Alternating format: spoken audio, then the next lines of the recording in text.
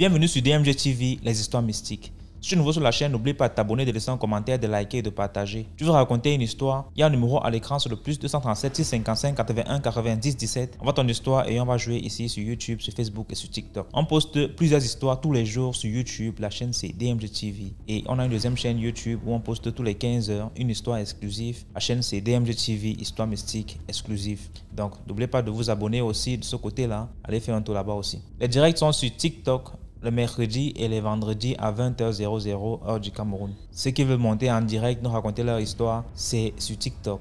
Et ceux qui veulent envoyer leur histoire, ceux qui n'ont pas le courage, trop de courage ou bien n'ont pas un compte TikTok, envoyez vos histoires sur WhatsApp au numéro plus 237 655 81 90 17 et on va jouer ici sur Facebook et sur YouTube et sur TikTok. S'il vous plaît, avant d'écouter la première histoire, laissez un like, commentez, partagez, c'est très important. Première histoire.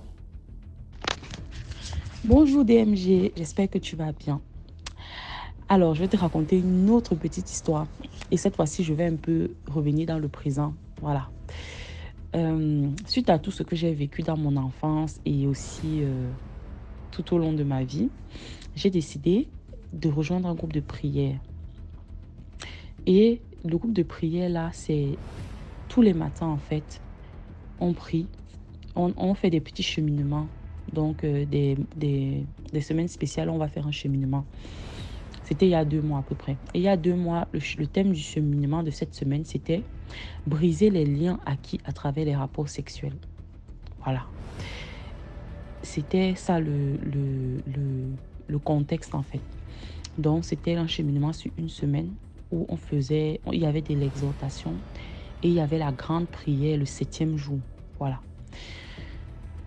J'ai suivi le cheminement, j'ai suivi jusqu'au 6e jour et je ne sais pas pourquoi, mais je n'ai pas suivi le 7e jour tout de suite. J'ai même complètement oublié en fait.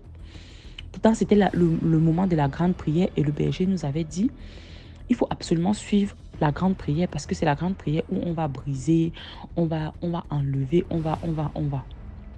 Et je n'avais pas suivi dans un premier temps le dernier jour. Et je précise que je ne connais pas l'homme depuis longtemps. Je connais l'homme, ça fait à peu près 2 ans. Et actuellement, je suis en couple, ça fait à peu près 6 mois. Avec un homme, bon, il est un peu comme un berger, on va dire un homme de Dieu, si on veut. J'avais remarqué que quand j'ai commencé à connaître l'homme, je suis sortie avec un gars, on a fait 4 mois à peu près ensemble. Mais quand je me suis séparée de lui, ça c'est mes conclusions que j'ai fait après ma délivrance. Donc quand je me suis séparée de lui, je n'arrivais pas à faire une relation plus de 3 semaines. C'est-à-dire que je rencontre un mec, on fait 1 semaine, 2 semaines, ça va. Et après, tout se gâte comme ça pour rien. Soit je me lasse et je le quitte pour rien, soit il me quitte. Et ça faisait aussi souvent que je vais voir un homme, on va faire un date, ça va bien se passer. Et puis le lendemain, on ne se parle plus. Pourtant, en amont, on se parlait déjà peut-être depuis 1 mois, 2 mois. Et c'était le jour de se rencontrer. Ça finit. Je ne comprenais pas en fait. Donc je tournais à peu près dans ça. Et on ne me draguait pas dans la rue. J'avais beau me faire belle, j'avais beau tout faire. Je précise bien, sans me jeter des fleurs, que je suis plutôt une belle femme. Et j'ai des formes là où il faut. Et je ne comprenais pas en fait. On allait dans des endroits, on ne me draguait pas. C'est mes copines qu'on draguait. Bon, moi, ça ne me dérangeait pas. Mais ça me faisait un peu tiquer quand même. Parce que je ne comprenais pas, en fait. Et je n'avais pas de pensée. Enfin, je n'étais pas encore spirituellement avancée. Donc, je me suis dit, ah, c'est la vie. Un jour, Dieu va m'envoyer un homme qui va m'aimer tel que je suis. C'est ce que je me disais. Voilà, c'était pour poser le contexte. Alors, on a fait le cheminement. Et le 7e jour, c'était dans la grande prière. Et je n'ai pas écouté de suite. Je ne sais pas ce qui s'est passé, mais j'ai complètement oublié. Pourtant, j'aime un réveil et je suis programmée que le matin, j'aime ma prière. Je n'ai pas écouté la prière. J'ai continué à vaquer à mes occupations. Et je précise que mon homme actuel, ça a été compliqué parce qu'on est ensemble depuis 6 mois. Et je l'aime, mais quand je le voyais parfois, son visage, c'était comme si son visage, à travers mes yeux, était déformé. Son visage devenait noir. Et quand il était devant moi, j'avais des pensées sombres. J'avais une voix qui me disait dans mon cœur, pourquoi tu es même avec lui? Quitte-le, il ne va rien t'apporter. Quitte-le, regarde comme il est laid, regarde comme il ne te correspond pas. Une belle femme comme toi, tu fais quoi avec ce genre d'homme? Il va t'apporter quoi? J'avais une voix qui me disait toujours ça. Quand on était ensemble, quand j'invoquais le nom de Jésus, parce qu'il m'avait dit ça, parce que je lui avais parlé de ça, il m'avait dit, invoque le nom de Jésus, ça va passer. J'invoque le nom de Jésus, après tout se passe bien. Mes yeux s'éclairent, je commence à le voir comme il est, parce qu'il est plutôt bel homme. Je commence à le voir comme il est, ça se passe bien, je suis câline, je joue les femmes amoureuses. Mais après, les pensées sombres reviennent. Son visage redevient littéralement celui d'un grand-père, un vieux grand-père en fait. C'est comme ça que je le voyais à travers mes yeux. J'avais des pensées meurtrières le concernant. La voix me disait, tue-le, poignarde-le. Si tu l'étouffes dans son sommeil, qu'est-ce qui va se passer? J'avais ce genre de pensées et ça m'affectait tellement que parfois je devenais méchante avec lui.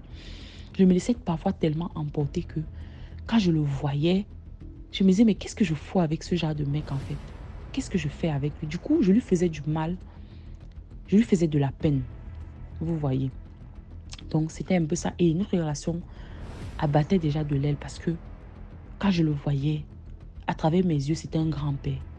À travers mes yeux, je le voyais comme, je ne sais pas, quelque chose avait changé, quelque chose n'allait pas, en fait. Mais bizarrement, on n'arrivait pas à se séparer. Bizarrement, il y avait des moments où ça allait. On vivait le love story, ça se passait bien. Quand je n'étais pas avec lui, quand j'étais à distance, il me manquait, j'avais envie de le voir et tout. Voilà, je reviens dans le présent. Donc, quelque chose à faire, j'ai oublié de suivre le dernier jour de la grande prière de délivrance. Je n'ai pas suivi, je ne sais pas pourquoi. 3-4 jours sont passés.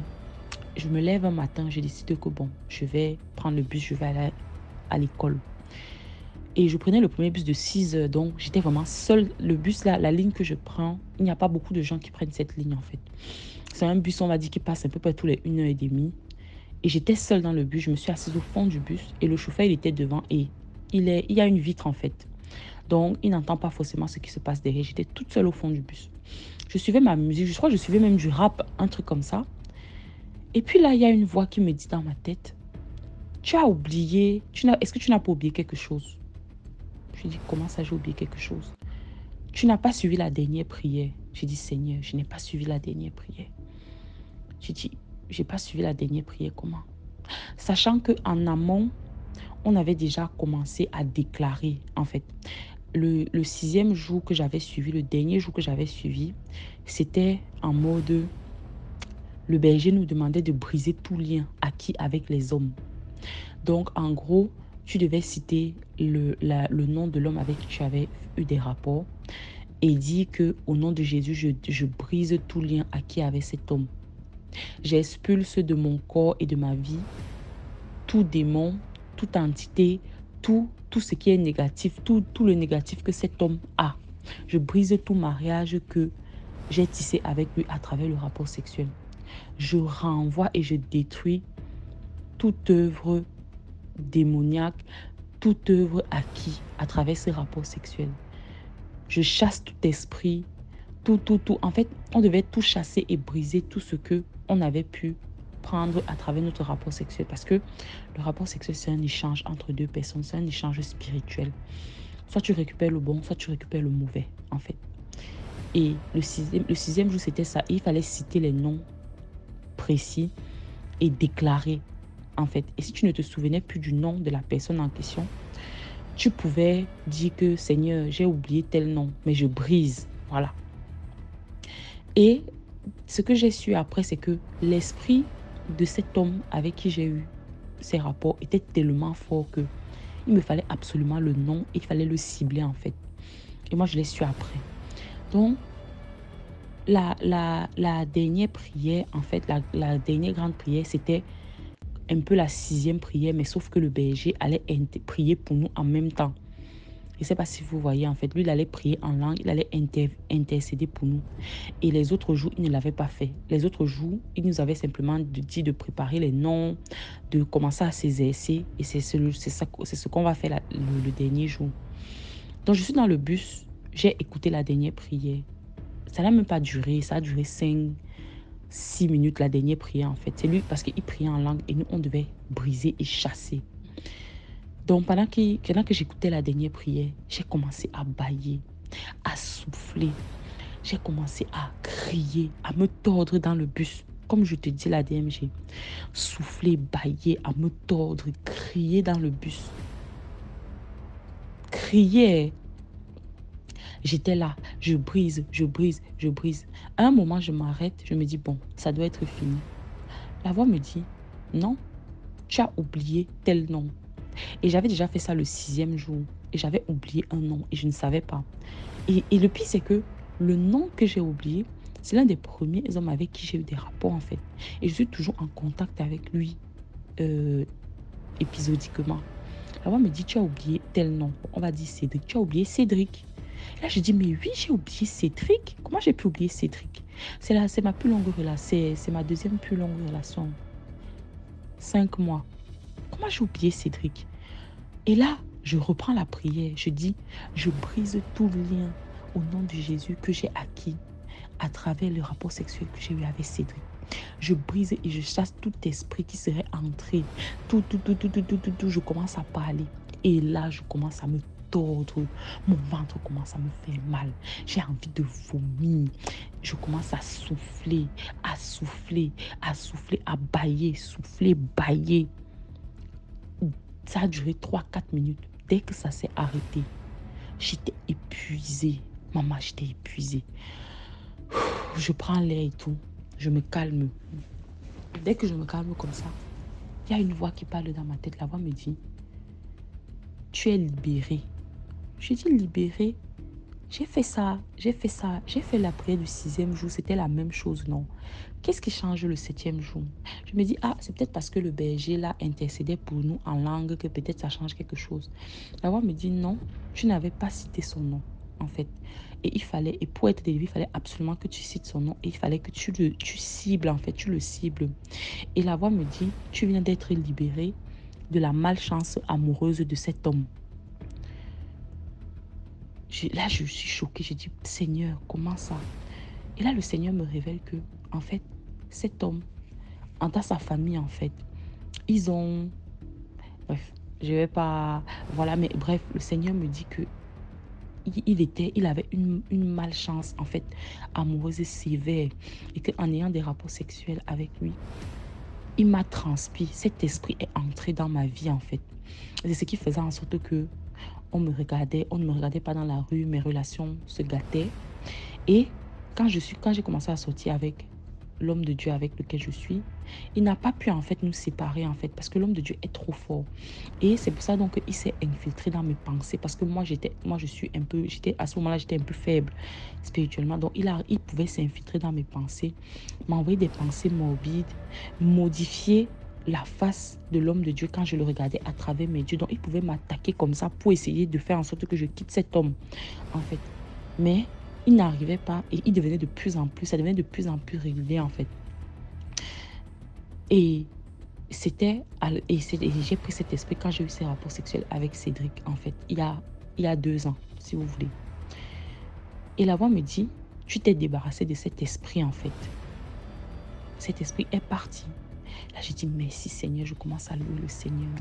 Merci Seigneur et tout.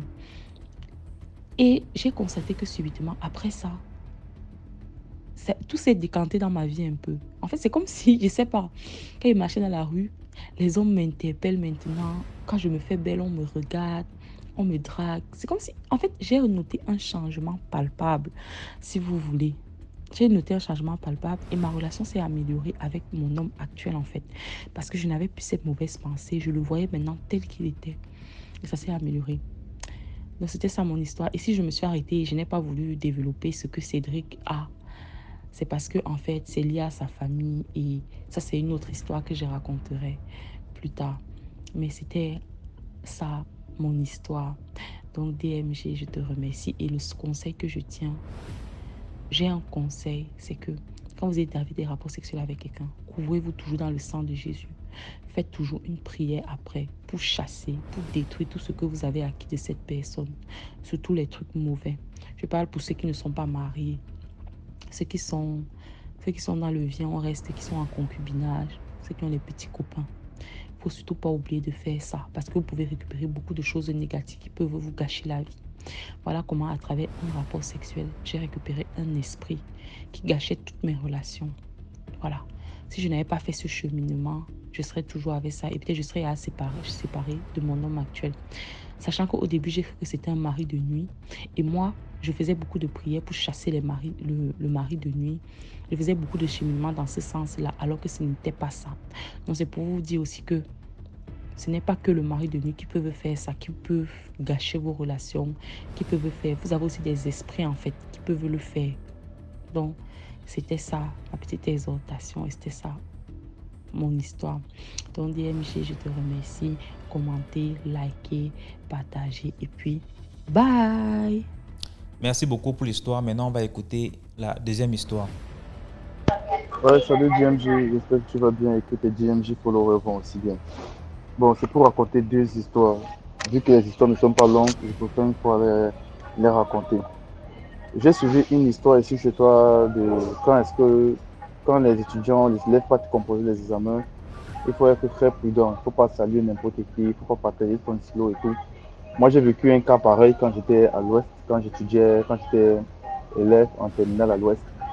On avait un élève qui venait de Yaoundé. Il était très fort dans très fort dans les matières comme mathématiques, physique et tout. Il était très intelligent. Toutes les matières étaient bonnes, mais sa spécialité était les matières de calcul. Puisque chaque personne dans l'école connaît son couloir. Il y a d'autres qui sont forts dans les matières comme ça, comme ça. Moi, je vivais avec un de mes amis. Le jour de l'examen, je me réveille, mon ami me dit, puisque moi je venais de Douala, il me dit, frère, comment pas composer comme ça? Tu arrives, ici ça ne joue pas, on t'a baraté. Ici ça ne joue pas. Tu arrives, ne salue pas les gens avec les mains. En fait, ne salue pas n'importe qui avec les mains et tout, et tout, et tout. Sinon, on va voler tes chances. Ah, moi, il dit que AK. Et d'abord, quelle chance pour qu'on vole. Donc, ça me sert à quoi? Moi, je pense, quand il parlait ça, je connais ça comme la blague. Nous sommes allés composer maintenant l'examen. Mon ami là, le jour où on composait les matières, c'était maths.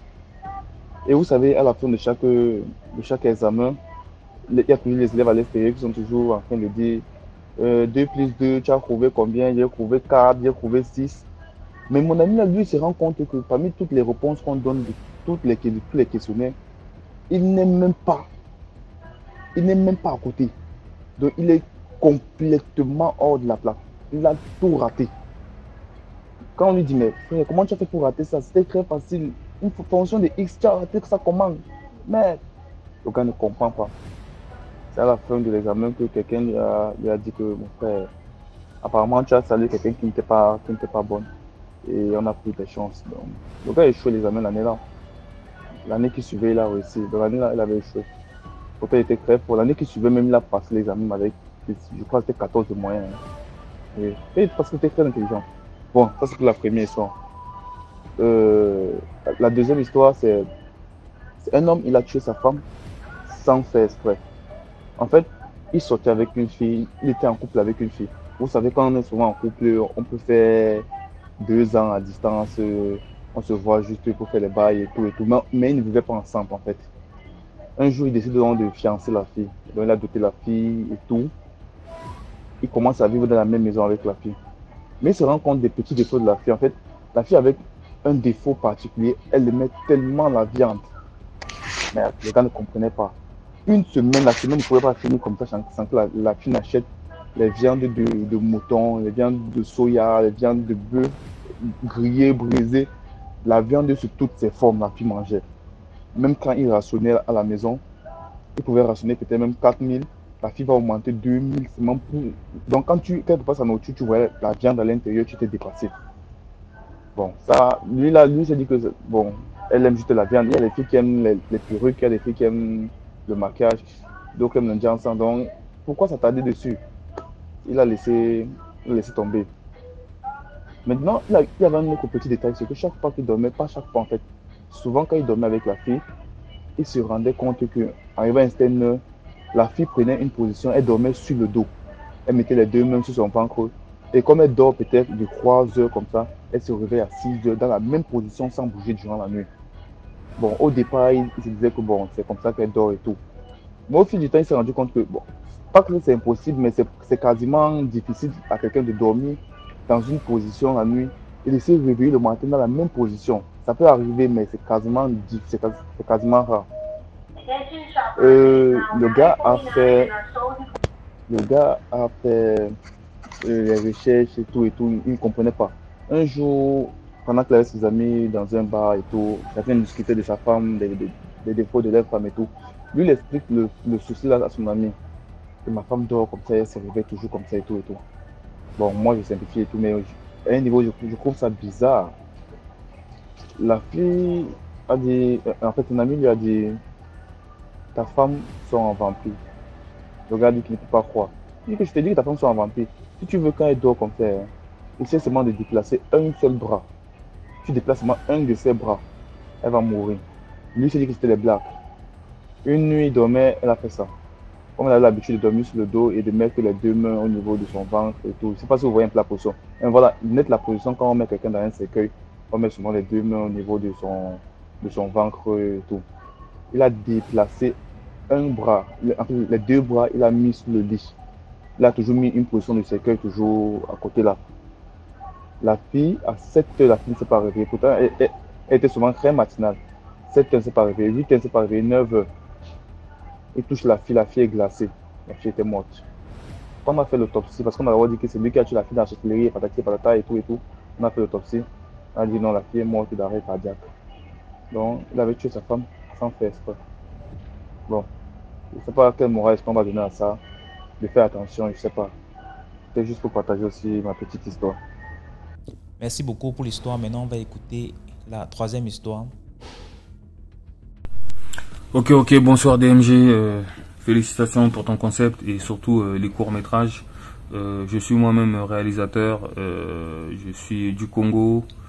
Je suis de la diaspora. Et je suis déjà en train de tourner un film, un peu des histoires aussi mystiques parce que voilà, on est dans l'ère du Verseau, c'est le temps de la révélation. Donc moi je vais faire court, même si l'histoire elle est longue, je vais faire court.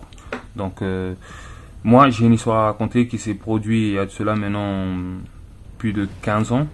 Donc c'était au Congo, c'est-à-dire moi j'ai grandi entre la France et le Congo, et un jour j'étais au Congo et il y a un pote à moi qui est venu de la France dont je tairai le nom.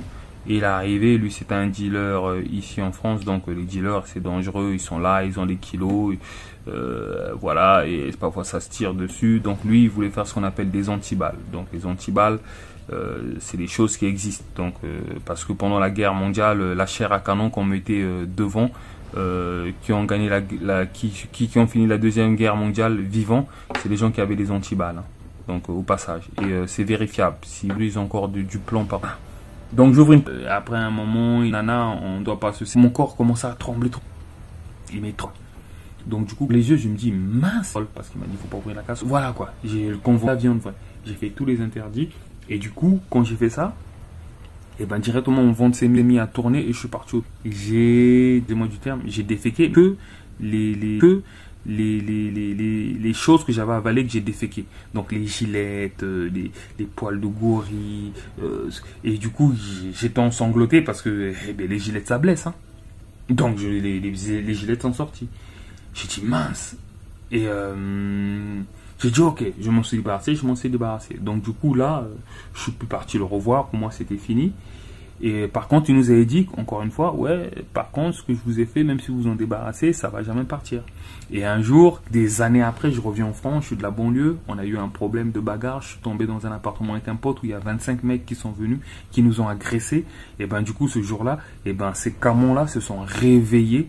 Et du coup, les 25 mecs avec qui on s'est battu, ils sont partis en courant. Parce que ce qui s'est passé à un moment, ils ont vu ils ont vu le gorille. Je sais pas comment, moi je l'ai pas vu, mais j'ai vu ils ont commencé à hurler à un moment. Je vois l'expression du visage où je me demandais qu'est-ce qu'ils voyaient. Il y a qu'eux qui voyaient ça. Mais après, j'en ai déduit que c'était le gorille que j'avais en moi qui a apparu pour les effrayer et puis ils sont partis en courant. Donc, et ça encore, c'est pas parce que tu y crois pas que ça n'existe pas. C'est des sciences mystiques. Et nous, les Africains, on est très mystiques. Voilà. Contrairement à ce qu'on peut croire, c'est-à-dire que la neuromélanine, c'est plus que puissant. Donc du coup, des années après, en m'intéressant à la spiritualité, j'en ai déduit que mon pote avait voulu me donner en sacrifice en fait, parce que le jour où je suis parti, il m'avait emmené moi pour me donner en sacrifice, mais ils n'ont pas réussi. Ils n'ont pas réussi. Et c'est ça la moralité. Donc la moralité, les amis, ton pote que tu dis meilleur ami, parfois quand tu vois quelque chose en toi, il veut l'étoile que tu as et il est prêt à te sacrifier parce que comme je disais, c'est lui déjà mon pote avec qui je traînais, c'est un enfant de ministre, donc c'est des pratiques déjà qui ont été peut-être déjà faites. J'ai pas les preuves, mais bon, vous voyez ce que c'est la politique un peu en Afrique. Donc du coup lui il a voulu reproduire ça sous moi. Donc faites attention à vous. Et pour finir, ne croyez pas que tout ce qui est mystique en Afrique est forcément mauvais. C'est juste comment tu utilises la chose. C'est comme le couteau. Le couteau, c'est à toi de décider tu fais du bien ou tu fais du mal avec ça. Donc je vous remercie DMG. Donc big up des histoires, j'en ai plein. Et au plaisir. Si tu me donnes encore l'opportunité d'en balancer une autre. Ciao, ciao. Ciao. Merci beaucoup pour l'histoire. Maintenant, on va écouter la 4e histoire. Coucou, bonjour DMG, bonjour tout le monde. DMG, tout à l'heure, je viens d'écouter une histoire sur l'émission de 14h d'une jeune dame qui expliquait que sa maman l'avait accouchée à 15 ans et lui a laissé chez sa grand-mère au village et comment son grand-père voulait lui déranger mystiquement, sûrement peut-être pour l'achever plus tard, et que les Blancs étaient passés une fois dans le village et ils ont reconnu son grand-père en disant qu'il vient souvent en France. Il est même leur partenaire, quelque chose comme ça. Et les gens du village étaient étonnés en disant que maintenant le vieux n'est jamais sorti du village. Comment ça, il s'est retrouvé en France? En fait, ça m'a rappelé une histoire dont ma maman a vécu dans un village où elle partait acheter la marchandise à l'époque. Et elle nous avait raconté ça. Donc, je vais vous raconter l'histoire parce que ce qui s'est passé avec le grand-père de la dame là, ça existe dans... Il y a plein d'histoires de ce genre. Donc, ma maman allait acheter la viande de brousse à l'époque parce qu'elle vendait, elle était commerçante et elle partait dans les villages. Elle achetait les viandes de brousse pour venir vendre à Douala, 2 fois à Yaoundé, 2 fois à Kribi. Mais elle était basée dans la petite ville appelée Edea. Donc, du coup, une fois, elle est allée dans un village et quand il partait là-bas, 2 fois, il pouvait rester 1 semaine, 10 jours, 3 jours avant de rassembler autant de marchandises pour retourner en ville.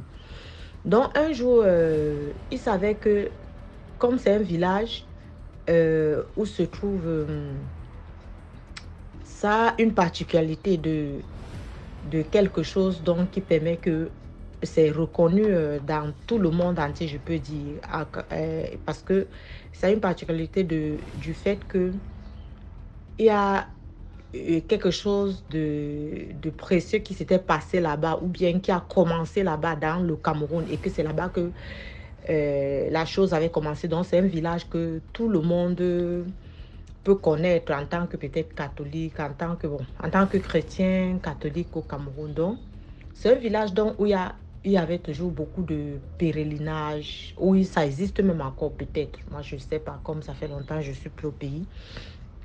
Donc, lorsqu'il y avait les pèlerinages, il y avait aussi des étrangers qui venaient comme les Blancs et tout et tout.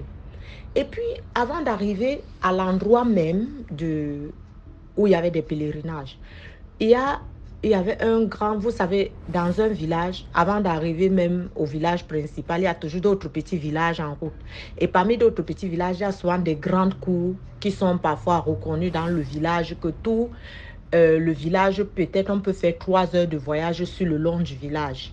De village en village, de village en village, avant d'arriver maintenant à la grande destination. Mais il y a toujours certains grands cours sur le trajet qui sont des grandes familles reconnues.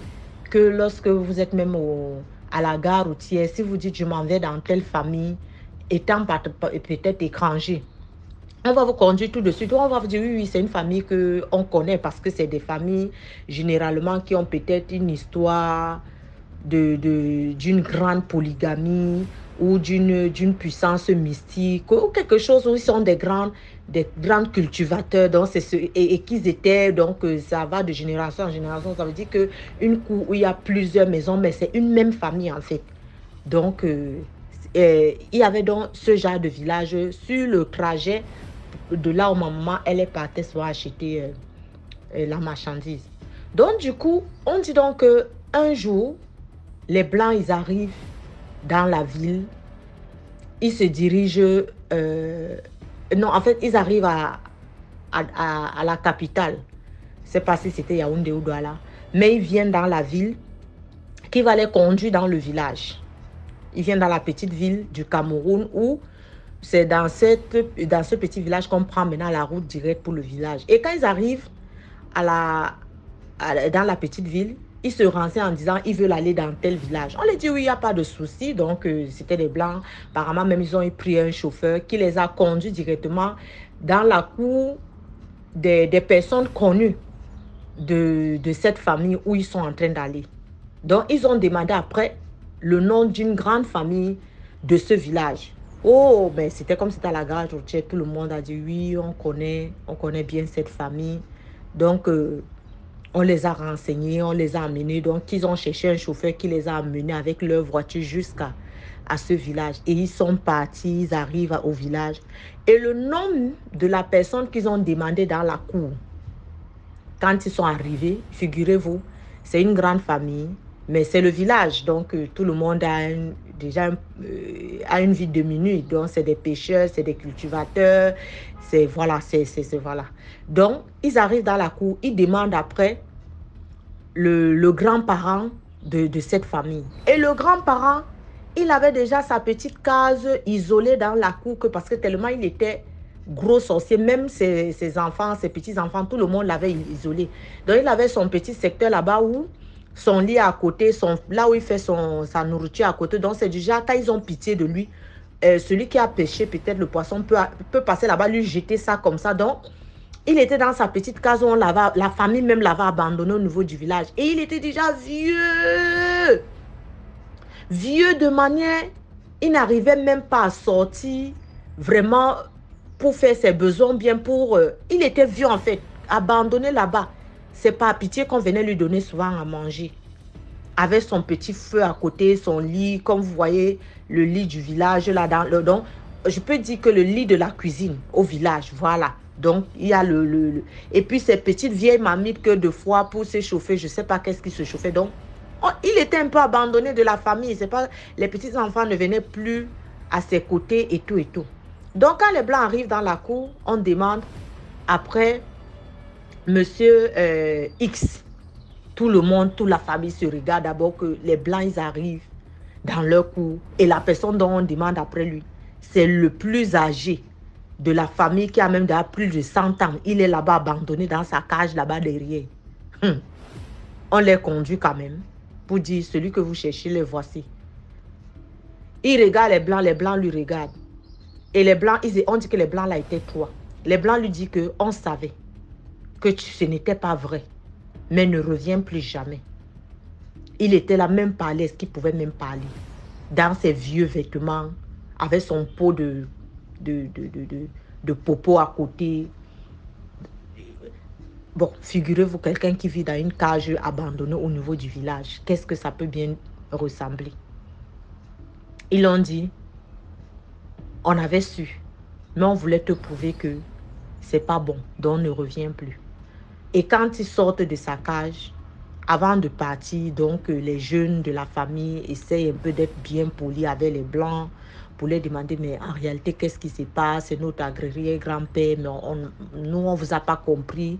Le langage, vos paroles que vous l'aviez dit, on ne comprend pas pourquoi ces menaces. C'est vrai que vous étiez polis dans votre façon de vous exprimer, mais qu'est-ce qui s'est passé? C'est là que les Blancs les expliquent que tous les jours, il vient en France en jet privé avec une grande équipe et que sa jet privé il y a des chaises en or. Donc, c'est en or. En fait, il y a trop de l'or, du diamant dans son jet privé. Et avec une équipe, donc, qui vient toujours pour quand il arrive, c'est des grosses voitures qui les prend à la piste d'atterrissage et puis s'en va faire la vie, donc le show dans les grandes boîtes de nuit où il dépense beaucoup, lui et son équipe. Et quand le jour est toujours prêt à se lever, il repart à l'aéroport, il retourne. Et que eux, ils ont fait l'amitié avec lui. En lui demandant que, mais où est-ce qu'il a acheté son avion et son jet privé là, qui a vraiment les matières en or, en diamant. Et il les a fait comprendre que lui, il vient du Cameroun, de tel village, et qu'il est roi là-bas dans son village. Donc, il n'appelle même pas ça village, apparemment il appelait ça, il vient du Cameroun, de telle ville, et qu'il est roi, il est roi de... Donc, il s'est donné genre roi, comme le Cameroun n'a pas un état royal, mais il s'est donné du genre, dans son département, c'est lui le roi, et il s'est dit il les a présentés ce qui n'était pas en fait, donc du genre, il y a trop de richesses dans son village, dans sa ville, et que c'est lui qui est le gouverneur, un truc comme ça. Mais eux, ils ont compris parce que tout le temps, il venait, il était avec eux. Il était avec eux dans les histoires de la soirée, des boîtes de nuit, les plus grandes boîtes de nuit avec son équipe. Et il repartait toujours, il ne restait jamais pour rester peut-être à l'hôtel, loger comme ça, peut-être rester une semaine avant de partir, mais tout le temps il venait. Donc eux, ils ont fait le voyage normal maintenant pour venir le choper sur place en lui disant de ne plus venir. Et c'était une équipe de Blancs aussi, des personnes vraiment importantes, même en Europe, et dans le secteur où peut-être apparemment du gouvernement, donc il fallait qu'on l'arrête parce qu'il venait, il atterrissait dans les aéroports légaux de l'Europe où il venait. Donc du coup, l'histoire de la jeune dame m'a rappelé cette histoire que ma maman nous avait racontée. Ça a fait trop, c'était une histoire qui avait chauffé, on en parlait de partout et pendant des années et des années. Hein, c'est pas une histoire qui était tout de suite... bon, peut-être c'est aujourd'hui qu'on n'en parle plus, mais ça fait environ plus de 25 ans, 27 ans que ma maman m'a raconté cette histoire. Et quand j'écoutais la fille tout à l'heure, je me suis rappelé de ça aussi. Merci, au revoir. Merci beaucoup pour l'histoire. Maintenant, on va écouter la 5e histoire. Bonjour la famille DMG, bonjour DMG, bonjour la team. Alors, j'ai vécu une histoire dans ma petite jeunesse, là. Voilà, dans la vingtaine. Voilà. Donc, je sortais comme toutes les jeunes et tout. Et je savourais ma jeunesse, quoi. Un jour, un beau monsieur m'accoste, il sort d'une grosse limousine. Un jeune et beau jeune homme. Il me tend sa carte, il me dit qu'il est séparé une fois par mois. Il fait dans le vin, les vignes. Quand je regarde la carte, je vois les châteaux de machin, truc de ci, de ça. Il me dit, est-ce que j'accepte pouvoir déjeuner avec lui une fois par mois pendant qu'il est séparé? Je fais, je dis non, non, non, il tient vraiment à me connaître mieux parce que il passait par là, il était en train de rentrer et il ne sait pas pourquoi il m'a vu et voilà quoi. Il a dit, ah ouais, sur toutes les Champs-Élysées là, il aurait fallu que tu me voies. Oui, oui, oui, bon, est-ce qu'on peut déjà s'asseoir un peu pour boire un café? Et je dis, non, non, non, je suis désolée parce que là, je rentre chez moi et le café, là, non, non, c'est trop me demander pour le premier jour, je rentre, je suis fatiguée. Il me dit, voilà ma carte et tout, voilà, est-ce que tu es d'accord? Je dis, on verra bien. Il me dit, écoute, donne-moi ton numéro de téléphone pour être sûr, hein, parce que je ne suis pas sûre de te revoir au cas où. Tu as l'air un peu hésitante. Si tu hésites, si quelque chose te gêne, tu me le dis. Je dis, à part d'être accostée comme ça, j'aime pas, mais bon. Apparemment, vous avez des bonnes manières. Alors, il demande mon téléphone, il me donne déjà sa carte et tout. Et il me met derrière sa carte sa prochaine date pour Paris, le mois qui suivait. Par contre, il me dit, je t'appellerai 2 jours avant pour te prévenir de mon arrivée, pour pas que tu oublies. Je dis, ok, c'est mieux comme ça. Voilà. Donc, le mois qui suit, c'est fait. On va déjeuner ensemble. Et je sais pas pourquoi, il n'arrête pas de me parler des bons champagnes. Je me dis, bon, c'est son domaine, hein, c'est son vin. Mais vraiment du bon champagne, accompagné de caviar. Vraiment, si la dégustation, mais vraiment, c'est son truc, c'est son truc. Il ne peut pas s'en passer et tout. Je me dis que vraiment, le prince de Galles, là, oh, à chaque fois, on passe tout le déjeuner et tout. Il est passionné. Il a les étoiles plein des yeux. Son fameux caviar, vraiment tellement rare. Le champagne d'immortalité. Il m'en parle à chaque rendez-vous. Il m'en parle. Il me dit, est-ce que je veux essayer? Est-ce que ça me dit? Et moi, je suis là, écoute, moi, les bons champagnes, j'aime bien. Mais je suis pas trop caviar, par contre. Il me dit, non, tu verras, tu verras. Tu sais, moi, j'adore ça et tout. Et voilà, il faudrait que je t'explique comment ça se passe.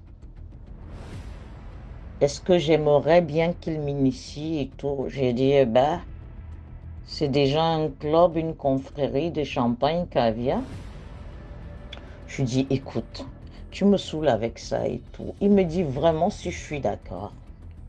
Je lui donne mon RIB. Hein, je lui donne ma somme. Il me vire ça tous les mois. Et vraiment, si c'est sérieux entre nous, il m'offre un appartement. Ah ouais? Bah ouais. Voilà, la rue où il y a toutes les marques et tout, au sommet, j'aurais Paris à mes pieds. Coucou! Bon, ça va loin quand même. Pretty woman comme ça, là, en plein jour. Je me dis, écoute, on va pas en arriver là. Pour l'instant, voilà. Je n'aime pas me précipiter dans ma vie et puis... tu sais quoi? Je vais vraiment bien réfléchir et la prochaine fois, je te donnerai ma réponse. Et on en parlera plus sérieusement cette fois-là. C'est pas dans un restaurant, il faut qu'on trouve... Bon, tiens, je t'inviterai chez moi et on en parlera. Il était content. C'est vrai, oui. Entre-temps, comme j'avais une copine antillaise qui sortait tout le temps avec son chéri, sortait tous les soirs, et connaissait pas mal de choses et tout. C'était une petite grande sœur de 3-4 ans. Alors je l'appelle, je vais la voir avec son chéri. Je lui raconte l'histoire. Je dis, il y a quelque chose là depuis un moment qui me trotte dans la tête. Ça commence à devenir vraiment bizarre. C'est un mec qui est super bien et tout, mais il n'arrête pas de me parler du champagne, du caviar, la dégustation, mais vraiment, c'est quoi ce délire? Il est prêt à me payer, à me donner un appartement et tout. Mais c'est quoi ce délire? Et là, moi, je lui ai promis que vraiment, dans un mois, on va vraiment développer pour mettre les points sur les i. Et ce couple-là me regarde comme ça, je finis de parler. Ils éclatent de rire, Ils se roulent dans toute la maison. Ils disent que, mais tu es aussi naïve. Je dis, comment ça naïve? Je dis, mais tu sais pas, c'est que le champagne. Je dis, mais je sais ce que c'est que le champagne. Il dit, non, pas ce champagne-là. Le champagne. Mais c'est la pisse, tu pisses. Quoi? Et c'est ça qu'il veut boire. Quoi? Bon, bah, ça peut être un délire et tout, mais ça insiste tellement, ça a autant de valeur. Et le caviar, bah, le caviar, t'as compris, hein, qui fait ça? Je dis non, c'est des gens qui payent cher. Et encore, toi, t'es bien tombé, parce que c'est lui qui en a besoin. Il en a besoin à ce point, j'ai eu l'impression que c'est un vampire, il lui fallait ça C'était vital. Il me dit, ah oui, ils sont comme ça, ils en ont besoin et ça paye, et voilà quoi. Parce que sinon, il te parlait, toi, de t'offrir, de te servir. Mais là, il veut être servi par toi. Waouh! J'ai dit, mais c'est quand même pas un timbré, il a l'air bien. J'ai dit, mais ce ne sont pas des timbrés, c'est un autre monde. C'est un autre monde. Mais tu sais, il ne faut pas les juger, hein. C'est leur vie à eux. Je dis, moi, je ne juge pas les gens. Mais pourquoi des mois et des mois, il insiste? Je dis, non, il choisit, c'est pas n'importe qui. Quand il te voit, il sait s'il peut, voilà. Waouh! Je dis, et le prochain rendez-vous, je dis quoi? Ils me disent, comme tu es délicate et tout, essaye de voir exactement quel genre de truc il veut faire. Moi, je dis, écoute, genre ou pas genre, moi, je sais pas. Je ne peux pas sur Terre. Donc, mais vraiment, il faut faire attention quand on fait des bisous, hein. Moi, sur Terre, c'est bon. Je veux pas, ni en prendre, ni à donner, mais vraiment, le bon Dieu, je prends pas les gens comme, non, non, non, non, non, non, non, non, non, c'est bon. Ils me disent, non, écoute-le et tout, parce que tu as promis de développer, il va bien te parler, il va te dire, je dis, mais comment ça se passe? Qui fait ça en public? Dis, va le voir, reste tranquille et tu nous appelles. Ah, enfin j'ai la réponse à cette histoire de champagne caviar. Donc au prochain rendez-vous, je suis préparé, hein, je suis bien préparé. Le monsieur, il arrive chez moi. Cette fois-là, c'était la totale. Oh, les fleurs, les canapés de ci, de ça, les grosses marques de tout ce qu'on peut avoir comme amuse-bouche de monsieur X et de madame Y. Vraiment, il s'attendait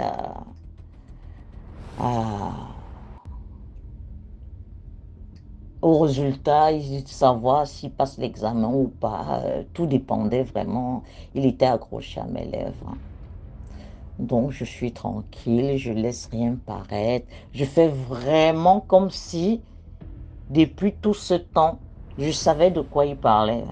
Madame n'aime pas se faire passer pour une idiote non plus. Hein. Donc, finalement, c'est moi qui attaque le sujet cette fois-ci. Je lui dis, tu sais, je vois que tu insistes depuis un moment et ça me peine, parce que tu comprends bien que je te juge pas, mais on se connaît à peine et tu sais, c'est pas dans mes mœurs, c'est tellement sensible. Oui, c'est pour ça que je suis prêt à attendre, hein. Mais toute cette attente-là, je t'ai dit, donne-moi ton rythme. Même si ça va se faire dans un an, il faut que tu t'habitues psychologiquement. Et puis on se prépare pour ça, hein, ça n'arrive pas comme ça. C'est pour ça que je t'ai dit. Je lui dis, mais ça va se passer comment au fait? Dis-moi. Parce que je sais pas, je suis timide, je sais pas. Hein? Il me dit oui, il a son couvert. En argent, sa coupe en argent, son assiette, son plateau en argent, et avec une grande table. Parce que c'est tout un cérémonial. Et lui, il sera sous la table et moi sur la table. Parce que c'est tellement important. Il faut qu'il voie venir tout ça. Et après, ce sera servi. Et l'autre, on le sert aussi sur la coupe. Il sort de la table et il le déguste tranquillement. Il me dit, c'est propre, hein? Nous ne sommes pas non plus, voilà. Je suis quelqu'un d'éduqué, ça se passe proprement et puis tu seras pas mal à l'aise. Après, ça passera normalement. Je me dis, oh, Godness, est-ce qu'il y a un ange qui écoute avec moi là? Il ne faut pas que Dieu me dise un jour que j'étais seule quand je suis partie, hein. Et je pousse le bouchon, hein. Je dis, mais on ne peut pas savoir quand est-ce que ça va se passer. Il me dit qu'on se prépare. Je dis, on se prépare comment? Il me dit, tu prends des œufs, tu fais bouillir des œufs avec des patates. Bon, les patates, les pommes de terre, voilà. Tu les fais bouillir pour avoir la consistance qu'il faut, la meilleure des consistances. Donc, voilà la recette déjà du chef comme on sort, hein. Donc, quand tu fais bouillir ces œufs-là, si on a rendez-vous à midi, tu le fais le soir avant de dormir. Bon, ça permet au moins de le faire le matin, hein. Là, ce sera le matin pour ça, quand je serai prête. Et puis, c'est la meilleure consistance. Je vous épargne le reste. Je vous épargne le reste. Parce que quand j'ai vu le truc à Dubaï, j'ai compris que c'était ça. C'était ça qu'on mangeait pour que on ait la bonne consistance. C'était ça. Donc, j'étais passé. Il mentait pas. Il mentait pas. Il avait l'habitude. Alors, pour pas qu'il devienne fou, pour ne pas sévrer l'histoire comme ça, parce qu'il peut devenir aussi psychopathe, hein. Si tu dis non comme ça, après des mois et des mois qu'il te parle de ça, et si tu envoies des tueurs en série, hein, tu fais quoi? Parce que tu peux connaître, tu as déjà son nom, son numéro de téléphone, tu as son adresse, tu connais la grosse famille, tu as vu ses limousines et tout. Il faut y aller doucement, doucement pour reculer doucement. Donc vraiment, j'ai usé de toute ma délicatesse et tout. Voilà. Et ce jour-là, comme il a osé vraiment me décrire le menu, quand il est parti, pendant que j'étais vraiment assommée, je me disais, heureusement que j'ai pas eu à embrasser ce beau jeune homme, parce que je l'aurais regretté toute ma vie, mais toute ma vie. Et j'ouvre enfin les fleurs, je me dis, c'est les dernières fleurs, les dernières fleurs. Il n'y aura plus de rendez-vous. Je trouve une grosse enveloppe là. Je crois que c'était l'enveloppe de motivation. Parce qu'il m'a dit que oui ou non, il attendra. Il appellera de temps en temps. J'ai vu une grosse enveloppe là-bas. Je ne l'ai pas ouvert dessus.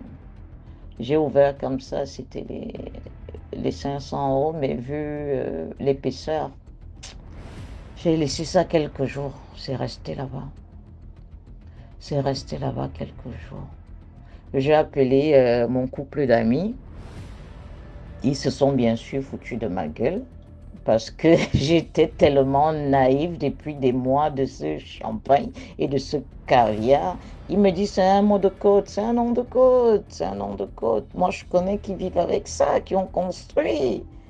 Et si tu dis ça à certains, ils vont te dire que t'es conne. Parce qu'elles reçoivent ça. C'est toi qui dois donner. Tu sais comment c'est rare. Et bah dis donc. Bah oui, il y en a une qui a fait ça. Elle a construit une grosse maison à sa mère au Tchad et tout et tout et tout. Et pourtant elle ressemble à rien. Hein. Elle ressemble à rien. Hein. Et bah quelle maison. À chaque fois que tu regardes cette maison, tu vois le film. Hein. Bah ouais. Et bon, j'ai pu calmer le jeu de l'autre côté. Et pendant qu'on discutait, un an après, je dis, alors, le château de la Belle au Tchad, qu'est-ce que c'est devenu? Déjà, apparemment, elle a tellement fait des choses dans sa vie qu'elle ne pouvait pas faire d'enfant. Pourquoi construire un château pour ta mère? Elle va bientôt crever, tu peux pas, t'as pas d'héritier. Donc ça veut dire que c'est tes frères et sœurs. Est-ce que ça vaut la peine? Est-ce que ça vaut le coup?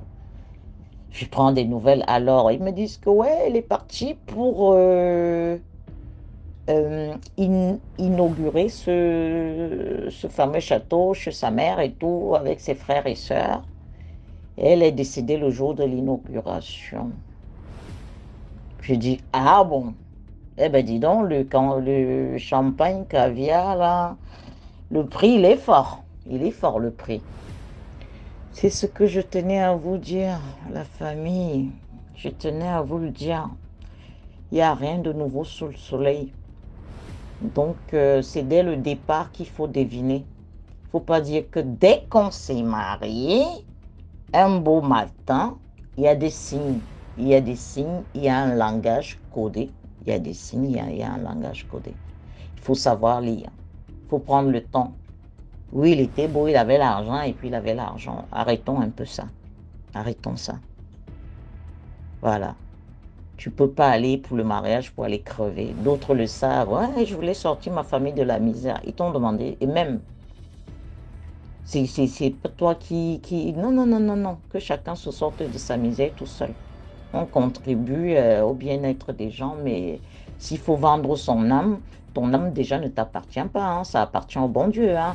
Donc, si tu crois que tu vas le placer comme ça parce que tu veux avoir des voitures, une maison, libre à toi. Hein.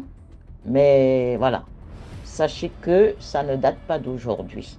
Et vous êtes libre, on n'impose pas. Parce que quand je vois le nombre de mois, hein, que ce petit, de la trentaine, tu vas me dire que c'est l'Europe, c'est la grande famille et tout.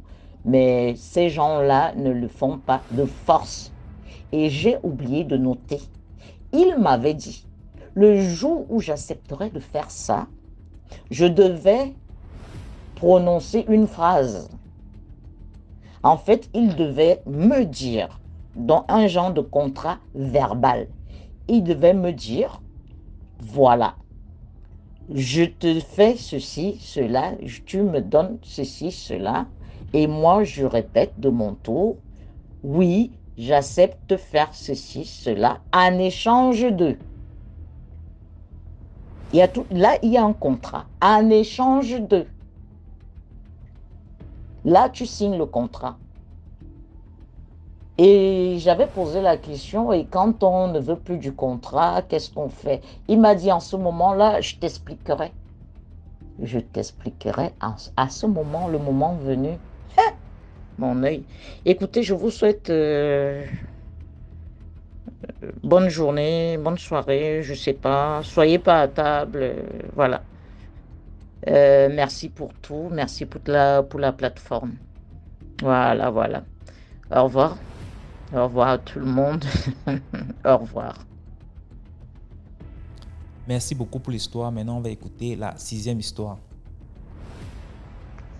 Bon DMG, c'est comme moi. J'espère que tu vas bien. Moi, je vais super bien. Voilà DMG, je vais te raconter l'histoire de ma belle-sœur. Ça s'est passé il y a cela une semaine et l'histoire se déroule à Yaoundé. Voilà, je ne veux pas dire le quartier et tout. Voilà, ma belle-sœur est rentrée de son travail.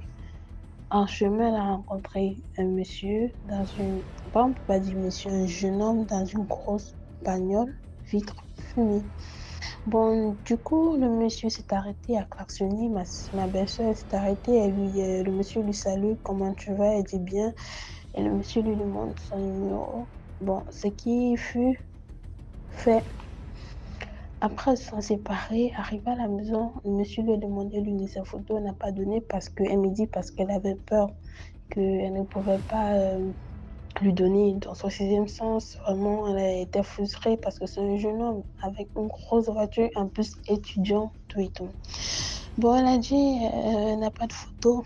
ce qu'elle a raconté au monsieur. Après, en soirée, le monsieur lui demande que, bon, je veux que tu viennes me retrouver au Sénat. Il était avec ses amis. Elle a dit, est-ce qu'elle peut venir avec son grand frère? Le monsieur a dit non, qu'il ne veut pas qu'elle vienne avec quelqu'un.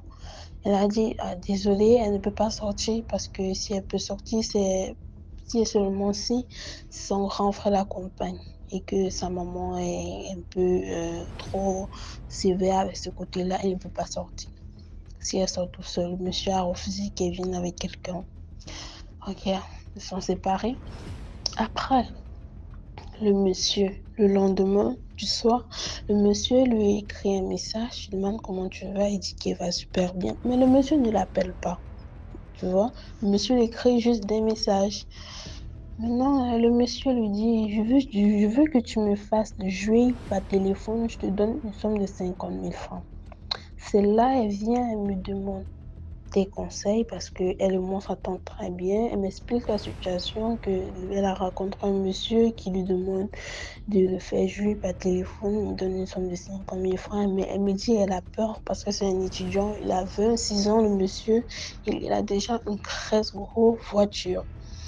Moi, en tant que, parce que je te suis depuis et j'avais déjà suivi une histoire comme ça d'une fille qui était au village avec son papa et comme son papa était un chef, il y avait son ami qui était venu à la maison et elle a pris contact avec la jeune fille et après ils ont fait l'amour par téléphone jusqu'à ce que la fille avait trouvé des asticots sur le lit le lendemain du matin et avait appelé sa soeur jusqu'à sa soeur qui avait expliqué à son papa. Donc directement cette histoire-là m'est venue en tête. Je lui ai dit non, faut pas le faire. N'essaye même pas. Je l'ai donc raconté l'histoire là parce que moi je te suis vraiment de longtemps, hein, fait depuis et je peux pas te mentir. À chaque fois, le matin, je me réveille avec ça, tes histoires, donc tous les épisodes, j'ai déjà écouté. La nuit, quand je vais dormir, j'ai toujours tes histoires, tout et tout. Je travaille les histoires et j'ai toujours sur YouTube parce que je laisse le téléphone, je mets les AirPods, mon joue seul. Voilà, donc je lui ai expliqué l'histoire. Je lui ai donc demandé, est-ce que ton Orange Money a ton nom complet? Elle m'a dit non. J'ai dit voilà. Elle m'a dit qu'elle n'avait pas envoyé sa photo. Je lui ai dit souvent, lorsque tu rencontres des messieurs comme ça, ne donne pas ton vrai prénom. Invente un faux prénom que tu peux lui donner et tout. Et arrête donc, bloque le monsieur, ne lui contacte plus, ne cause plus avec lui parce qu'on ne sait jamais ce qui pouvait arriver si elle le faisait. Donc, ce qui est là, c'est que c'est juste pour sensibiliser, de faire vraiment très attention aux jeunes. D'ailleurs, les papas même, ils sont même plus trop comme les jeunes de maintenant. Parce que certains jeunes de maintenant, là, sont plus rusés que les vieux pères, tout et tout. Donc, c'était un peu ça qu'elle m'a expliqué. J'ai voulu partager sur DMG TV. Bon, n'hésitez pas de liker, de commenter et de partager. Vraiment, DMG, je vous adore trop. Merci et bisous à vous. Merci pour l'histoire. Voilà, c'était tout pour aujourd'hui. J'espère que vous avez aimé. Laissez vos commentaires. Si par exemple vous avez un commentaire à donner à l'histoire numéro 2 par exemple, vous pouvez écrire H1, voilà ce que je pense, ainsi de suite. Sachez que tous ceux qui envoient les histoires ici viennent après lire les commentaires. Donc c'est important de dire ce que vous pensez. Si vous avez un message en particulier pour un intervenant. Voilà, donc on se prend demain à 12h00 sur YouTube, sur la chaîne DMG TV. Ciao.